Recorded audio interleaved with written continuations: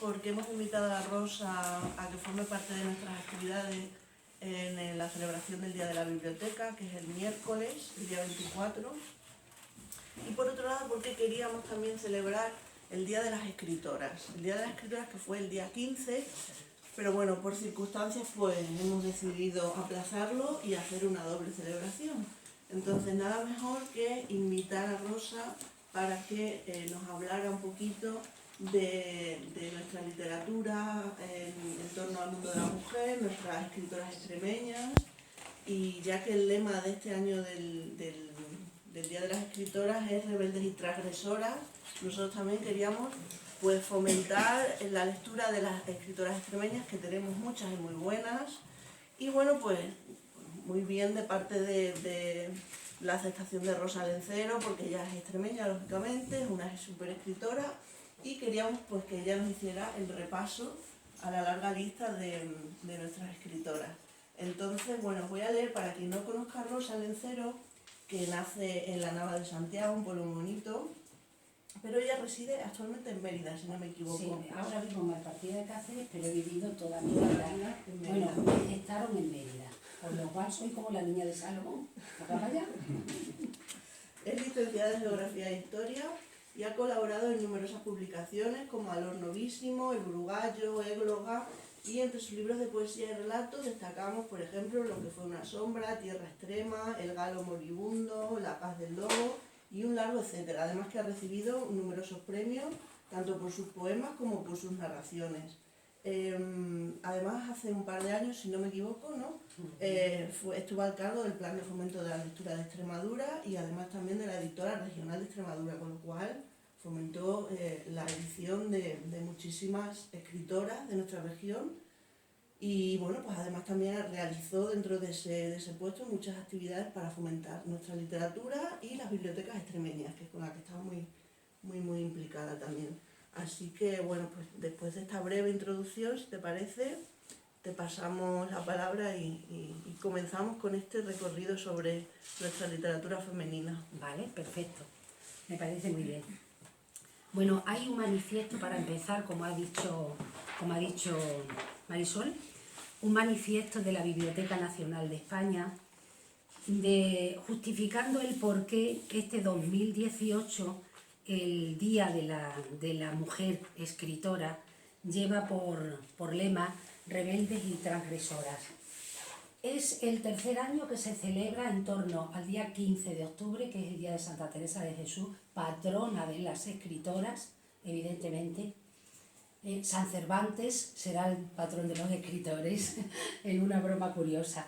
En torno, ya digo, al Día de Santa Teresa, pues hace unos 3 años la Biblioteca Nacional de España quiso reverenciar de alguna manera a las mujeres que escribimos, a las escritoras de todos los tiempos, sobre todo las escritoras de habla hispana.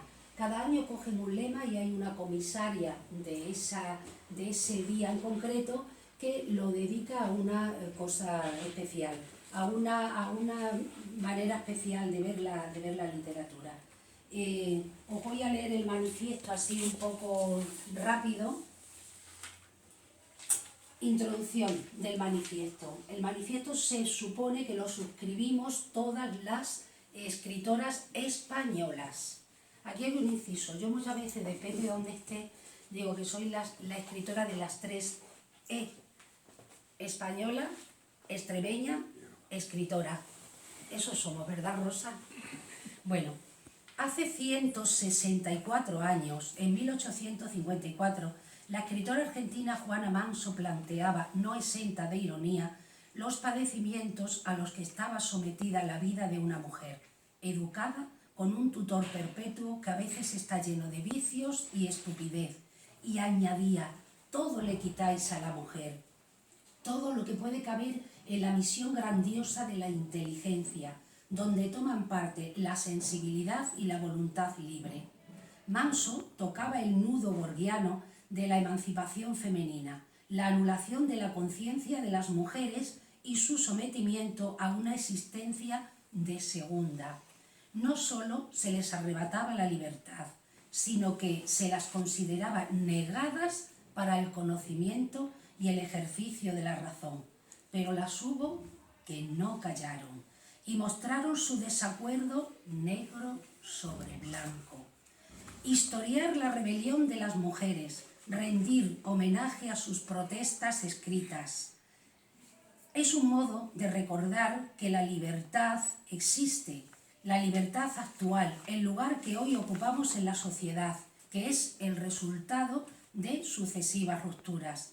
Por ello, la Biblioteca Nacional de España ha querido dedicar el Día de las Escritoras 2018 a la insumisión intelectual de aquellas autoras rebeldes y transgresoras que remaron a contracorriente y en diferentes épocas y circunstancias cuestionaron el orden que les era impuesto desde la ficción, la poesía o el ensayo. Su aportación fue tremendamente valiosa. Hallaron palabras nunca dichas y vertebraron una senda donde la libertad ondeaba y trascendía cualquier bandera. Digamos que este es el núcleo del manifiesto, que lo pueden ustedes leer entrando en Biblioteca Nacional de España. Lo digo porque es un poco largo y lo que hace es llevar en el resto del manifiesto el núcleo central, que es esta introducción. Más adelante de esta introducción yo me quedo con una cosa que decía, una aportación que hizo Rosalía de Castro referente a las literatas, que era como casi de una manera despectiva se empezaba a llamar en aquella época a las mujeres que escribían. Dice: los hombres las miran peor que mirarían al diablo. Y otra frase de Ana María Matute como una queja: nunca se ocupó nadie de mi corazón y yo crecimos extrañamente dentro de un mundo frío y distante. Bueno, no es que haya cambiado excesivamente el panorama. Si ha cambiado, estaría bueno, estamos en el siglo XXI, como es lógico. Pero aún se mide con otro rasero la labor de la escritora y la labor del escritor. Aún no se tienen ojos lo suficientemente abiertos como para leer con sinceridad y con un acercamiento normal a lo que escribimos las mujeres. Parece que tenemos que estar manteniendo siempre un pugilato, un pulso, entre lo que es la narrativa masculina y la narrativa femenina, cuando en realidad lo que existe es la narrativa. El hombre no habla en masculino y la mujer habla en femenino. Hablamos todos de la misma manera, lógicamente, pues escribir también escribimos todos de la misma manera. Las escritoras extremeñas, indudablemente, claro que a lo largo de la historia hemos sido escritoras rebeldes y transgresoras, desde el punto de vista que nos hemos atrevido a escribir, a manifestar con libertad lo que nuestro intelecto y nuestra creación va gestando. Ahí sí que somos rebeldes y transgresoras. Ya que la Biblioteca Nacional de España hace una retrospectiva de las mujeres españolas que empezaron a escribir, yo he querido hacer también una pequeña retrospección en lo que es la literatura escrita por mujeres, no literatura femenina. Extremadura, lógicamente, es una cantera muy fructífera de escritoras y escritores, como no, en todos los géneros, en la poesía, en la narrativa, en el ensayo, en el teatro. Tenemos unas dramaturgas estupendas que están dando, permitidme la expresión, están dando caña a nivel nacional en el mundo del teatro. Nuestras autoras hacen el mismo camino que hacen en realidad nuestros autores. Crean y buscan un cauce de publicación. La publicación nunca ha sido fácil en Extremadura. Publicar iba a decir una cosa grandísima, pero sí es cierto, publicar es muy difícil, es muy complicado. En Extremadura, afortunadamente, ahora están naciendo editoriales que están tomando un peso bastante importante, pero hace unos años no. Y yo, como ha dicho Marisol, he sido casi 4 años directora de la editora regional de Extremadura. Y mi misión, aparte de salvaguardar un poco el tesoro literario extremeño en las generaciones, sobre todo presentes, en vistas al futuro, he procurado también que nuestras escritoras tuvieran un hueco donde su literatura saliera a la luz y se leyera. Aquí tenemos a Rosa López, que además es vuestra paisana de aquí, que es una escritora magnífica, totalmente dentro de la novela histórica, un género tan tremendamente difícil, ¿verdad, Rosa? Y lo más importante es que ha sabido abrirse camino, tiene numerosos premios, está muy bien considerada y su literatura dentro de lo que es la narrativa histórica es muy fiel, totalmente. Leer un libro de Rosa es aprender y es dejarse llevar por la historia, pero de una manera sencilla y segura. Eso no todos los que escriben narrativa histórica lo consiguen. Bueno, un momento. Dentro de esta retrospectiva quería citar a varias escritoras que probablemente no tenían conciencia de ser escritoras extremeñas en su época, lógicamente, pero las tenemos en nuestra bandera literaria, como es lógico. Luisa Carvajal y Mendoza perteneció entre los siglos XVI y XVII y nació en Jara y Cejo el 2 de enero y murió un 2 de enero. O sea, nació y murió el mismo día. Murió con 48 años en Londres. Lógicamente para saber leer y escribir había que ser de familia noble, de familia acomodada. Si no, cualquier mujer de esa época no tenía acceso ni muchísimo menos al mundo de la cultura. Bueno, murió precisamente porque era una mujer rebelde y transgresora, una mujer de bandera. Era religiosa y nada menos que se fue a Inglaterra, donde el catolicismo estaba perseguido hasta los últimos extremos, y su misión, además de escribir tal como se escribía, los géneros que se escribían en la época, su misión era, digamos, dar un poco de consuelo a todos los católicos que estaban encarcelados. Lógicamente era una persona non grata para Inglaterra, perseguida, encarcelada, y de ahí le llegó la muerte con tan temprana edad, con 48 años. Otra figura... Perdón, ¿de qué fecha exactamente murió? Sí, mira, nació el 2 de enero de 1566 y murió otro 2 de enero de 1614. La época de Enrique VIII, por ahí. Totalmente, en la época de Enrique VIII, cuando más efervescencia había, después de separarse Enrique VIII de hacer el cisma que hizo con la Iglesia Católica. Imaginaros en aquella época una española religiosa católica que se va a defender a los católicos que están encarcelados por su rebelión religiosa. Imaginaros qué duro era aquella. Pues claro que fue una mujer transgresora, totalmente, y en cierto modo con un espíritu rebelde que le impulsaba a luchar por esos ideales que tenía. Y al mismo tiempo escribía perfectamente. Escribía como lo da la época, lógicamente, composiciones religiosas, más romanzas, etcétera, etcétera. Bueno, hay otra autora que nació en Llerena en 1611 y posiblemente murió también en su misma ciudad. O sea, fue una persona sedentaria, en realidad también de familia acomodada, sabía leer, escribir, tenía una vasta cultura. Catalina Clara Ramírez de Guzmán. Fijaros qué curioso, nació en 1611, casi a punto de empezar una época gloriosísima de nuestra literatura española. Bueno, en Llerena en aquella época había una actividad cultural grandísima, grandísima. Era una ciudad muy culta, muy preparada. Se movía mucho por Llerena y eso facilitaba también el acercamiento de las personas que podían, el acercamiento a la cultura y a participar, incluso siendo mujer, en todas las actividades culturales que se desarrollaban en su ciudad. Solo se conserva su obra manuscrita, con lo cual le da un valor incalculable totalmente. Sobre todo tenía una cualidad importantísima, que era una mujer muy adelantada a su tiempo, en el sentido de que luchaba contra la tradición femenina de la época. Digamos que su espíritu y su carácter evidentemente era rebelde y transgresor, porque no estaba nada de acuerdo en la manera tan tradicional como la mujer llevaba su vida diaria y su vida cotidiana. Luchó para erradicar todos esos principios perpetuos de la mujer.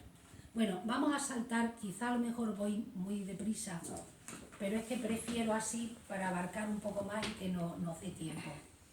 Saltando un poco en el tiempo, vamos a tratar ahora a Carolina Coronado. ¿Quién no ha conocido? Si Catalina Clara y Luisa de Carvajal son más desconocidas como autoras, escritoras extranjeras, Carolina Coronado es ya, ahí ya salimos del desconocimiento. Nació en Almendralejo. Nació en Almendralejo y murió en Lisboa. Además murió en 1911. O sea que ya había saltado a otro siglo. A ella, Carolina Coronado, se le ha comparado siempre como si fuera la Rosalía de Castro extremeña. Y en cierto modo sí. Acordaros de la figura de Rosalía de Castro en una Galicia, cómo rompió también todos los moldes de la literatura gallega, no solamente por la rebeldía de escribir y de plasmar su pensamiento y su creación, sino porque era una mujer de bandera. Rosalía de Castro era una mujer con una fortaleza y un empaque y un saber moverse por el mundo en general que era envidiable. Pues prácticamente nuestra Carolina Coronado era igual, también era una mujer rebelde. Su familia de tradición era gente que tenía un compromiso político distinto a las etapas que se iban quemando en el gobierno de aquella época. Eso es como la hacía estar en una frontera bastante peligrosa y de hecho muchas veces estuvo a punto incluso de tener problemas bastante serios. En las tertulias literarias y en su casa daba cobijo a los que estaban prácticamente huidos y perseguidos por sus ideas políticas. Su ideología progresista era lo que la ponía en permanente alarma. Se casó con un embajador, con el embajador de Estados Unidos en Madrid. Y es curiosísimo porque era una mujer tan románticamente enamorada que no aceptó la muerte de su marido. ¿Y sabéis qué es lo que hizo? Ni os lo imagináis. O sea que es cierto, embalsamó el cadáver del marido y lo tuvo permanentemente en casa.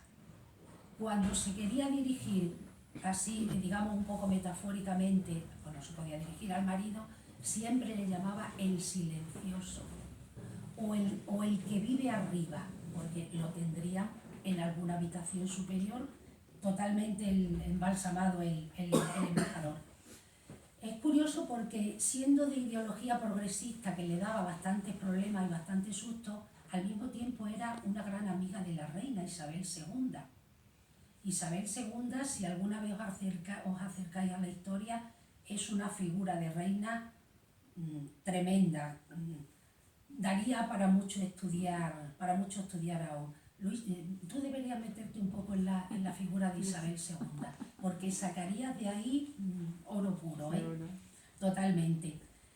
Aparte de dar cobijo a todos estos revolucionarios progresistas que llegaban a su casa y tenían donde resguarecerse, Carolina participaba activamente en todas las campañas que había en contra de la esclavitud.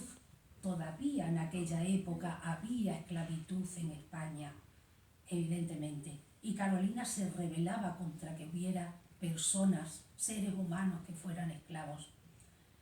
Además, llegó incluso a unirse con Concepción Arenal, otra gran mujer y otra gran figura de la historia, para introducirse en la Sociedad Abolicionista de Madrid, o sea que participó activamente en todas esas luchas para acabar de una vez por todas con la esclavitud en España. Esa era nuestra Carolina Coronado. Bueno, esto ha sido un repasillo, digamos, un poco a las escritoras que ya empezaron a romper moldes, efectivamente. Pero bueno, continuamos ya dando un salto tremendo en el tiempo para ponernos ya un poco en nuestros días. Pero así sí diciendo que es muy difícil, y aquí tenemos a una gran escritora como es Rosa López, es muy difícil vivir de la literatura.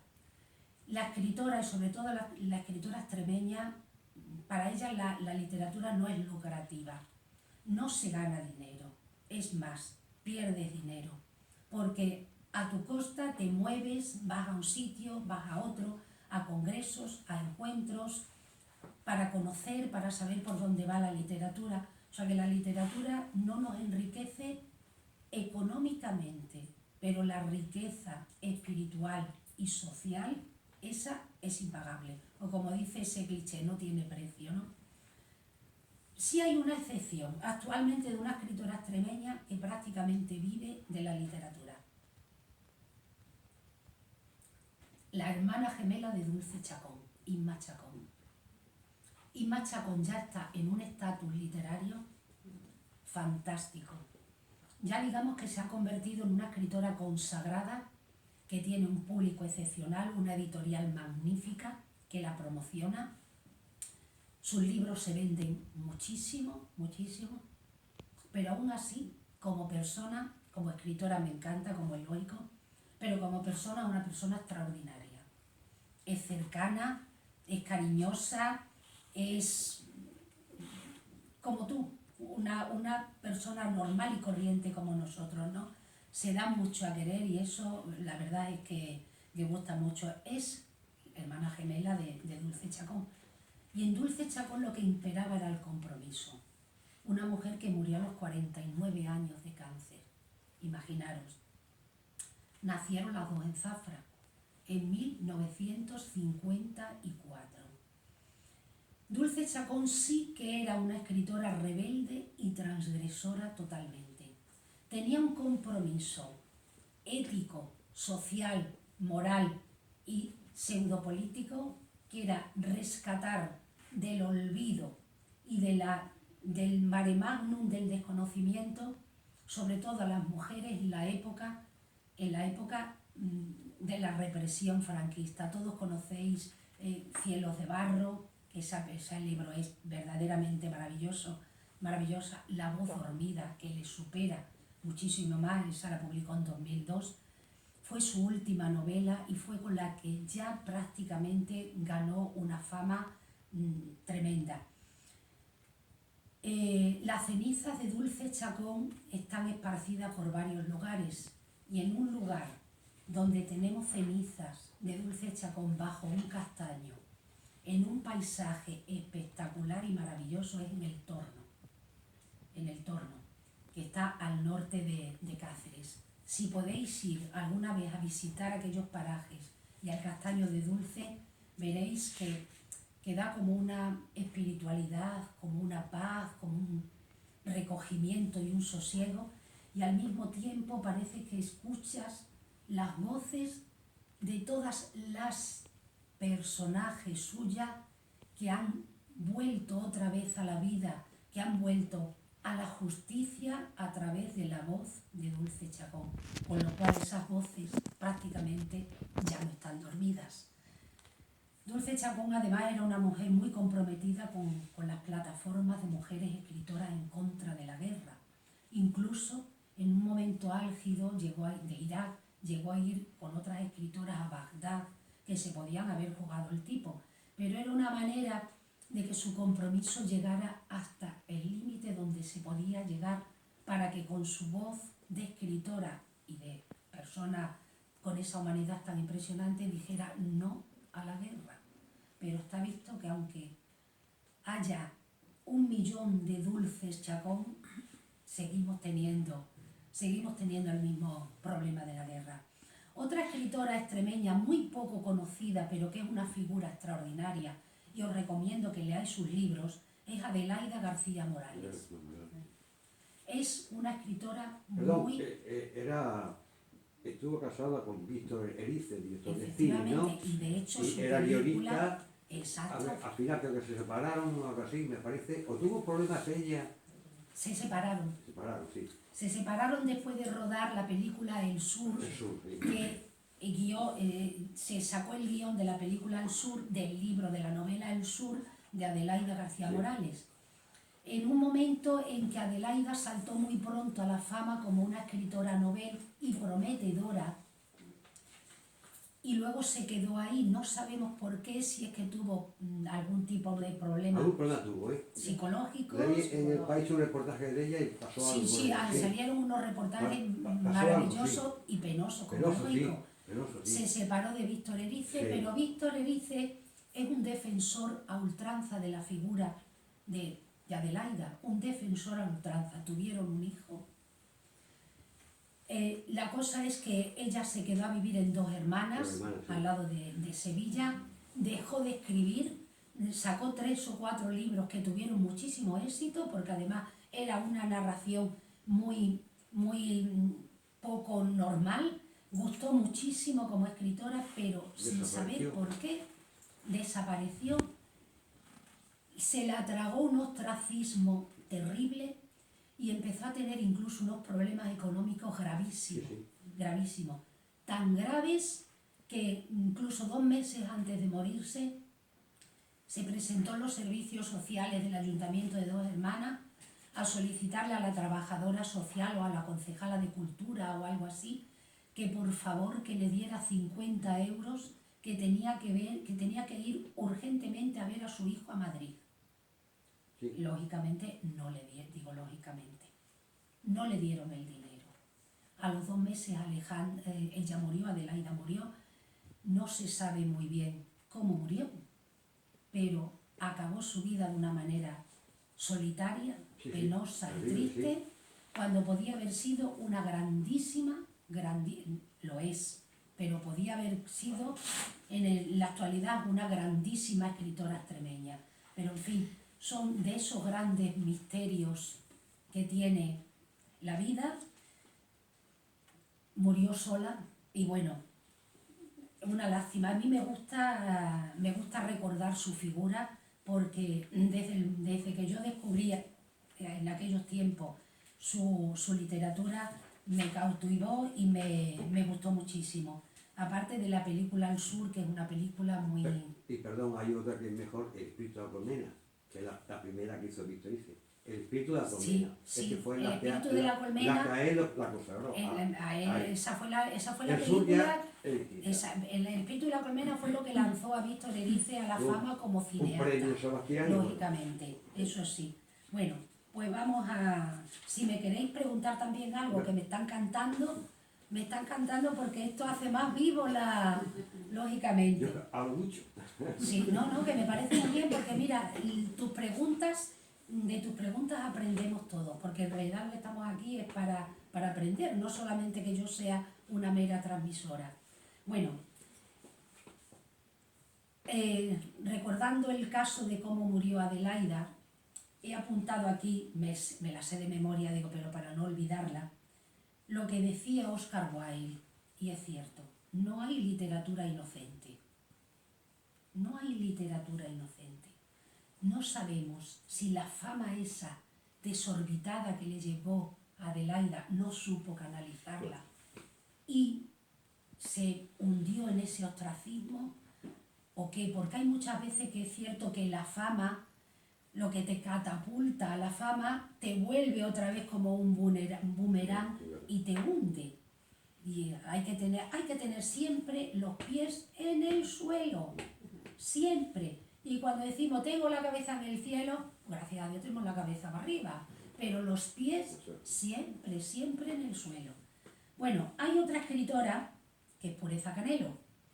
Pureza Canelo también es una mujer rebelde y transgresora. Os lo aseguro, que la conozco desde hace muchísimos años, y como mujer tiene un carácter excepcional, y como poeta es una poeta maravillosa.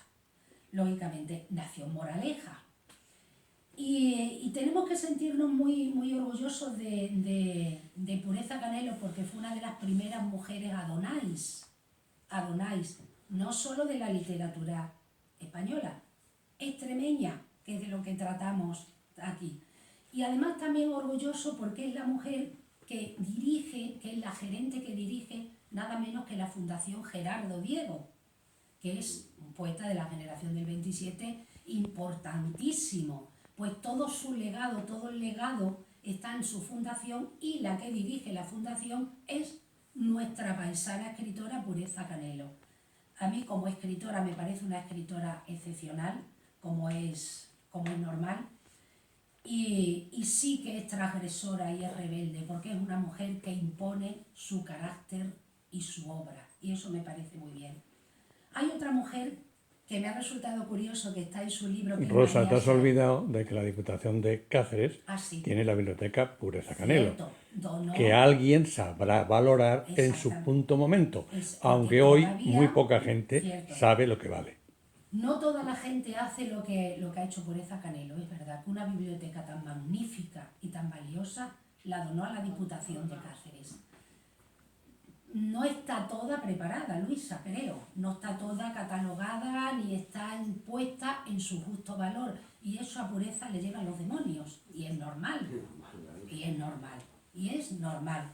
Bueno, esperemos que haya algún ojo avizor, aunque sea de investigador, que entre en ese legado Pureza Canelo para rescatar todos los tesoros que para eso están ahí. Bueno, le decía antes a Marisol que me había gustado mucho ver un libro ahí de una escritora que también había sacado yo de esta veta fructífera de escritoras extremeñas, que es María Saiz. María Saiz es una escritora, es médico del Hospital Clínico San Carlos. Dirige la medicina preventiva del hospital. Además fue elegida hace un par de años Mujer Europea del Año, que eso, europea significa Europa, no solamente la cajita hispana, Europa en global. Imaginaros qué orgullo también y qué satisfacción, porque además María como doctora es maravillosa, como es lógico, pero es una escritora fantástica, comprometida. María no habla de las amapolas que crecen en el campo y las espigas que florecen, no. Habla del dolor, habla de la pena, habla de cómo remontar incluso el duelo por una pérdida. Todo eso que la escritura da ese bálsamo y esa esperanza hacia la vida, todo eso lo transmite María con su obra. Y además, María se va a jubilar dentro de nada, de apenas un mes, y quiere celebrarlo también por todo lo... Bueno, dentro de un mes, ¿no? Creo que la semana que viene o así. Y lo va a celebrar por todo lo alto, con todas sus amistades. Me dio muchísima pena decirle que no podíamos ir, que era imposible, pero que mi espíritu y mi corazón estaba con ella como es lógico. Bueno, hasta ahora, en este repasito entre las que ya han fallecido y María y Pureza, no residen en Extremadura, aunque son escritoras extremeñas de conciencia.